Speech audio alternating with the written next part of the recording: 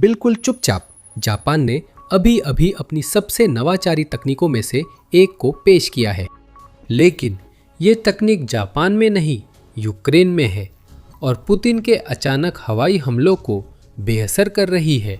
Japan ने Ukraine के लिए जो किया है वो हैरान करने वाला है, क्योंकि उसने एक भी गोली चलाए बिना रूस को जबरदस्त झटका दिया है।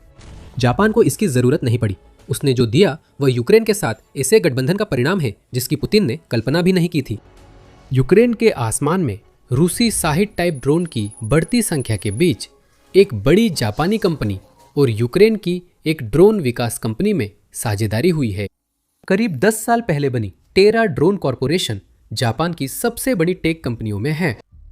650 कर्मचारियों और टोक्यो स्टॉक एक्सचेंज में लिस्टिंग वाली ये तेजी से बढ़ती कंपनी है, जिसने रक्षा क्षेत्र में प्रवेश की घोषणा की है और अपनी 60% आय जापान के बाहर की साझेदारियों से कमाती है।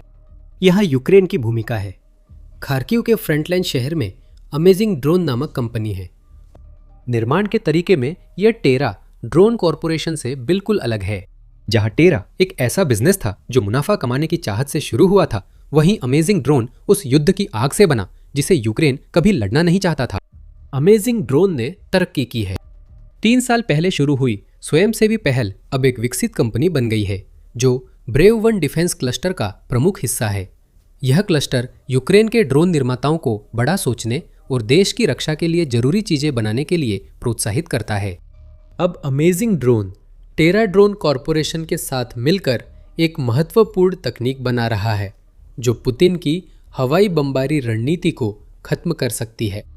टेरा A1 एक इंटरसेप्टर ड्रोन है जो रूस के शाहिद टाइप लंबी दूरी के अटैक ड्रोन से यूक्रेन की सभी समस्याएं हल करता है।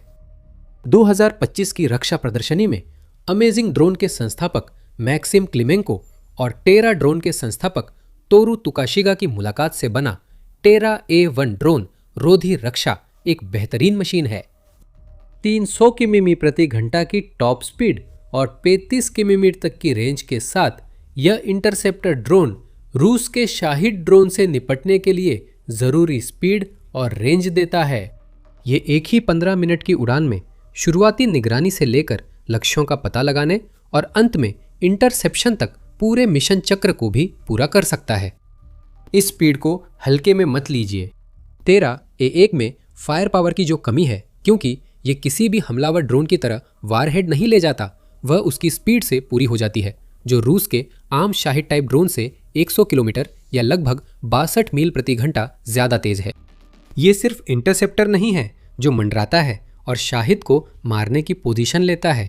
टेरा एक शाहिद का पीछा कर सकता है, आसमान में उसे एक ऐसे घातक हवाई पीछे में फंसा सकता है जिससे बचना नामुमकिन है, जब तक कि वो अपने निशाने पर न लग जाए और रूसी मशीन को धमाके के साथ वापस धरती पर न भेज दे। ऐसा नहीं है कि ऐसे घातक पीछे हमेशा जरूरी होंगे। असल में ये काफी दुर्लभ साबित हो सकती है। यूनाइटेड 24 मीडिया के अनुसार टेरा एक स्टेल्थ ड्रोन है। इलेक्ट्रिक प्रोपल्शन के कारण ये बहुत कम शोर करता है और हीट सिग्नेचर नहीं छोड़ता, जिससे रूस में बैठे शाहिद ड्रोन ऑपरेटर के लिए इसका पता लगाना बेहद मुश्किल होता है। अक्सर टेरा A1 का पता तभी चलेगा जब वह इंटरसेप्टर शाहिद ड्रोन के कैमरे के सामने खुले में दिखे।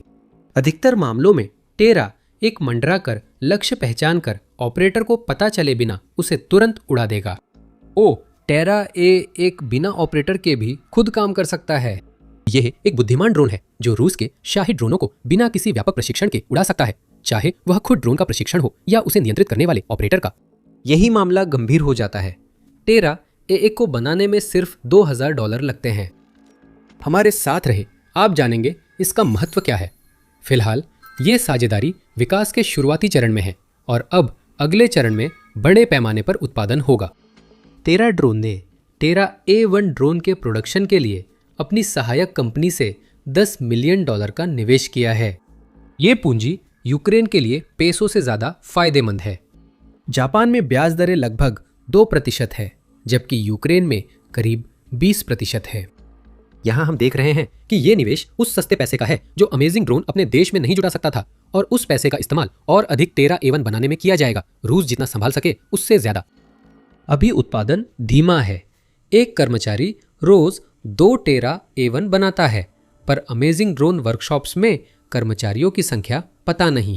लेकिन प्रक्रियाओं को सरल बनाया जा रहा है, पैसा लगातार आ रहा है और बहुत जल्द टेरा A1 का निर्माण इतनी बड़ी मात्रा में होने लगेगा कि ये यूक्रेन के लिए अपने आसमान और अपने लोगों को रूस के शाहिद के कहर से बचाने के लिए सबसे महत्वपूर्ण उपकरणों में से एक बन सकता है।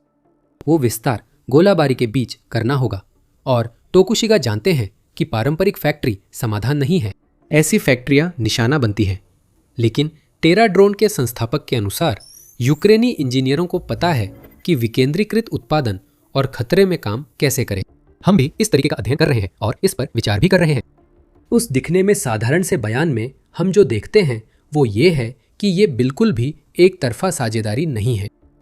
यूक्रेन को नए इंटरसेप्टर ड्रोन मिल रहे हैं, जबकि जापान को युद्ध में आजमाया गया ऐसा अनुभव और ज्ञान मिल रहा है जिसकी बढ़ती अराजकता वाली दुनिया में बहुत जरूरत है।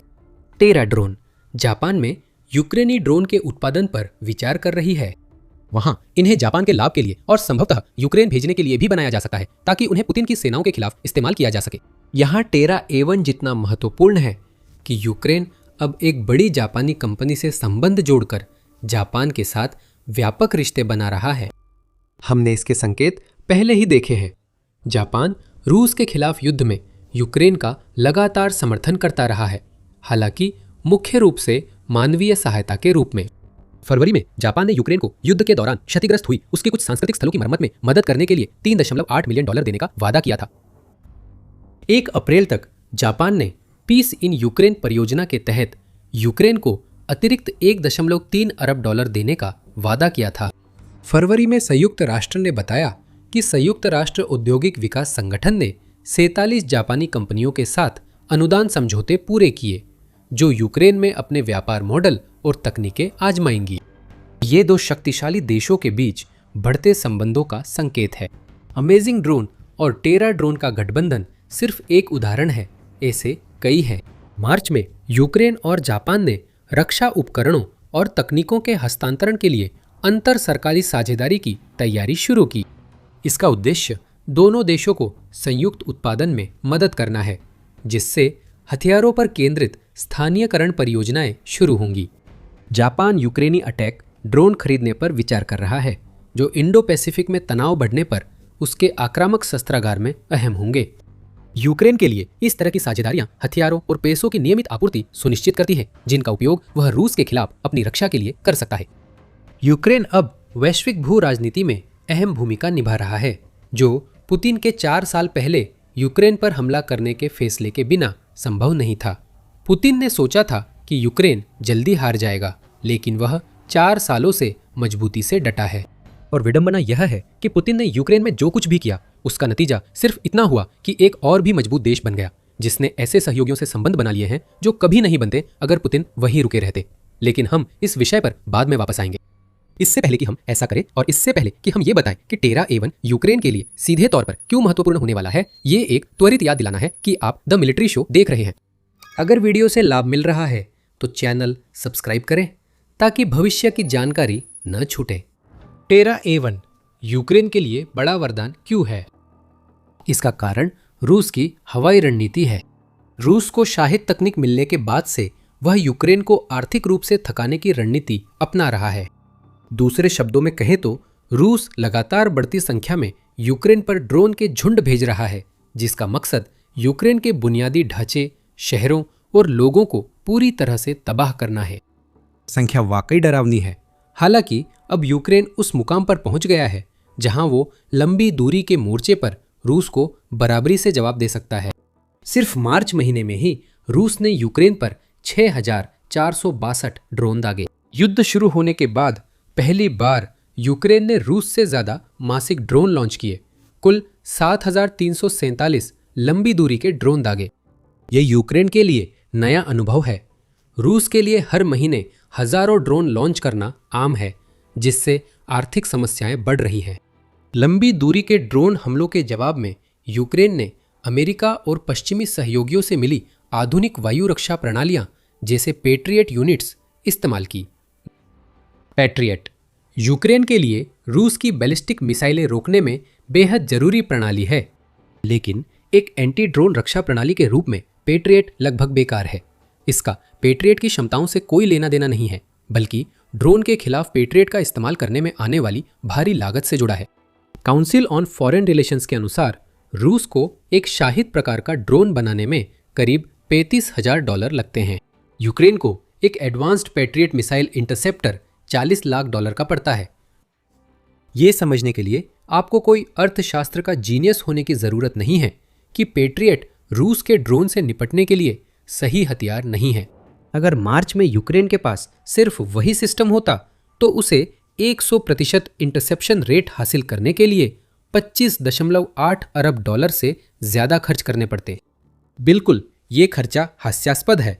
काउंसिल कहती है कि सस्ते एयर डिफेंस सिस्टम जैसे कोयोट भी हर शॉट पर यूजर से हजारों डॉलर लेते हैं। रूस के ड्रोन से होने वाले नुकसान के अलावा यूक्रेन की सबसे बड़ी चुनौती ये रही है कि वह ऐसा एयर डिफेंस समाधान ढूंढे जो आर्थिक रूप से भी समझदारी भरा हो। यहीं पर टेरा ये एक यूक्रेन के शस्त्रागार में शामिल होने वाला सबसे महत्वपूर्ण हथियार साबित हो सकता है। पहले बताया था टेरा A1 की कीमत $2,000 है। अगर रूस के मार्च हमलों पर 100% इंटरसेप्शन हो तो ये कुल $12.9 मिलियन से थोड़ा ज्यादा होगा। निश्चित रूप से यह कोई छोटी रकम नहीं है, लेकिन पैट्रियट जैसे सिस्टम का इस्तेमाल करने की तुलना में यह काफी कम है। फिर रूस की लागत की बात करें। अगर एक शाहिद टाइप ड्रोन की कीमत $1,000 है तो 6,462 ड्रोन की कीमत $226 मिलियन से ज्यादा होगी। इसका फायदा यूक्रेन को है। टेरा A1 जैसे हथियारों के साथ यूक्रेन को अपनी एयर डिफेंस नेटवर्क के लिए पैसे जुटाने की चिंता से छुटकारा मिल जाता है और अब उसे पता है कि हर रूसी हवाई हमला पुतिन को लॉन्च करने में जितना खर्च होगा उससे कहीं कम खर्च में यूक्रेन उसे नाकाम कर सकता है। इसके अलावा एक और फायदा यह है कि टेरा A1 जैसी तकनीकें यूक्रेन और जापान को यह दिखाने का मौका देती है कि अमेरिका अभी ईरान में जो कर रहा है उसके मुकाबले हमारे पास पैट्रियट से बेहतर और सस्ता विकल्प है जिसे आप इस्तेमाल कर सकते हैं। अमेरिका को ऐसी चीज चाहिए क्योंकि ईरान में उसका तरीका बिल्कुल भी किफायती नहीं है। 20 मार्च को यूनाइटेड 24 मीडिया ने उन टिप्पणियों की रिपोर्ट की जो यूक्रेनी ड्रोन विशेषज्ञों द्वारा की जा रही थी, जिन्हें ईरान के शाहिद ड्रोन से निपटने के लिए मध्य पूर्व में तैनात किया गया है। प्रशिक्षकों ने देखा कि अमेरिका ने एक हवाई खतरे को मारने के लिए 8 तक पैट्रियट इंटरसेप्टर मिसाइलें दागी। अन्य मामलों में अमेरिका ने SM-6 मिसाइलों का इस्तेमाल किया है, जिनकी कीमत लगभग $60 लाख प्रति मिसाइल है, ताकि वे शाहिद ड्रोन को गिरा सके, जिनकी कीमत सिर्फ $70,000 है। हमने पहले ही कहा था कि ये तरीका यूक्रेन और अमेरिका दोनों के लिए टिकाऊ नहीं है, चाहे अमेरिका का सैन्य बजट कितना भी बड़ा हो। जापान और यूक्रेन की हालिया साझेदारी से दोनों देशों के अमेरिका से संबंध मजबूत हो सकते हैं। इंटरसेप्टर ड्रोन की अवधारणा नई नहीं है, खासकर यूक्रेन की वायु रक्षा में, जैसा कि हाल के महीनों में देखा गया है। आइए इस पर दोबारा ध्यान दें। यूक्रेन लंबे समय से ऐसे ड्रोन का इस्तेमाल कर रहा है और ये बहुत प्रभावी रहे हैं। प्रावदा की 3 मार्च की रिपोर्ट के अनुसार इंटरसेप्टर ड्रोन ने फरवरी में मॉस्को द्वारा कीव पर छोड़े गए शाहिद ड्रोन में से 70% को गिरा दिया, जिससे यूक्रेन के लिए ये ड्रोन बेहद प्रभावी साबित हो रहे हैं।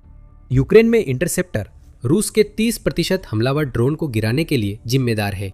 यूक्रेन की सशस्त्र सेनाओं के कमांडर इन चीफ ओलेक्जेंडर सियर्स्की ने इन प्रकार के ड्रोन द्वारा यूक्रेन में आए बदलाव को उजागर करते हुए कहा, मौसम की स्थिति काफी खराब होने और स्ट्राइक क्षमताओं की कमी के बावजूद फरवरी में हमने छोटे पैमाने की वायु रक्षा की कार्यक्षमता को कम नहीं होने दिया। पिछले महीने हमारे इंटरसेप्टर ड्रोन ने 6,300 उड़ानें भरी और 1,500 से ज्यादा विभिन्न प्रकार के रूसी यूएवी नष्ट किए। ध्यान दें, ये तकनीक नई है, पर यूक्रेन ने इसे जल्दी अपनाया। यूक्रेन की राष्ट्रीय सुरक्षा और रक्षा परिषद के अनुसार 2026 में देश ने इंटरसेप्टर ड्रोन के घरेलू उत्पादन को 2025 की तुलना में 8 गुना बढ़ाया। अब 20 से ज्यादा यूक्रेनी कंपनियां इस क्षेत्र में सक्रिय है और यूक्रेन द्वारा बनाए गए ड्रोन की मिशन सफलता दर 60% से ऊपर है। हालांकि सियर्स्की के आंकड़ों से ऐसा नहीं लगता। परिषद शायद कुल इंटरसेप्टर तैनाती की बात कर रही है, न कि इस्तेमाल इंटरसेप्टर और नष्ट शाहिड्स की सीधी तुलना की। ये साफ है कि इंटरसेप्टर ड्रोन एक अहम तकनीक है जिसे यूक्रेन और विकसित करना चाहता है। अभी यूक्रेनी आसमान में जो हम देख रहे हैं वह उस तकनीक के विकास के शुरुआती चरणों का प्रतिनिधित्व करता है। टेरा A1 अगला विकास है। तेज, स्वायत्त, सस्ता और जापानी कंपनी के साथ साझेदारी में बना, जो यूक्रेन के लिए नए अवसर खोलता है। जल्द ही यह बहुस्तरीय वायु रक्षा कवच का हिस्सा बनेगा, जो करीबी दूरी पर शहीद ड्रोन से रक्षा करेगा और अन्य सिस्टम रूस की मिसाइलों से निपटेंगे। इसका व्यापक असर है, जिसे हमने वीडियो में पहले बताया है। इस नई साझेदारी में हम देख रहे हैं कि पुतिन ने यूक्रेन में विशेष सैन्य कार्रवाई शुरू कर जो पाना चाहा था उसका उल्टा ही हुआ है। उस कार्रवाई का मकसद यूक्रेन को नक्शे से मिटा देना था, लेकिन 4 साल की लड़ाई के बाद जो हुआ है वो ये है कि पुतिन की जंग ने यूक्रेन को भू राजनीतिक दृष्टि से पहले से कहीं ज्यादा मजबूत बना दिया है। यूक्रेन और जापान की ताकत व साझेदारी मात्र एक उदाहरण है। दोनों देश मानते हैं कि रक्षा साझेदारी से उन्हें फायदा है, जो पुतिन के हमले से पहले संभव नहीं थी और जिससे यूक्रेन ड्रोन क्षेत्र में दुनिया का अग्रणी नवोन्मेषक बन गया। हम देख रहे हैं कि यूक्रेन और वैश्विक साझेदारों में ऐसे रिश्ते बन रहे हैं। यूक्रेन ने मध्य पूर्व के कई खाड़ी देशों के साथ 10 साल के रक्षा समझौते किए हैं ताकि ईरानी शाहिद ड्रोन से निपटने के तरीके खोजे जा सके, जो उन ड्रोन का आधार है जिन्हें रूस यूक्रेन पर दागता है। कुछ लोगों का मानना है कि यूक्रेन 2027 तक यूरोपीय संघ में शामिल हो सकता है, जिससे उसके इस समूह से संबंध और मजबूत होंगे, जिसने पहले भी यूक्रेन की रक्षा में सहयोग किया है। यूक्रेन के ड्रोन ने ये सब संभव बनाया है।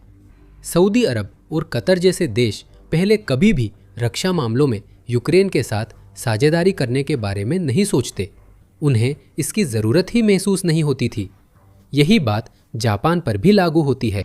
यूक्रेन के राष्ट्रपति जेलेंस्की ने फरवरी में कहा था कि यूक्रेन जापान के साथ समुद्री ड्रोन और इंटरसेप्टर तकनीक साझा करेगा और टेरा A1 शायद इसी का परिणाम है।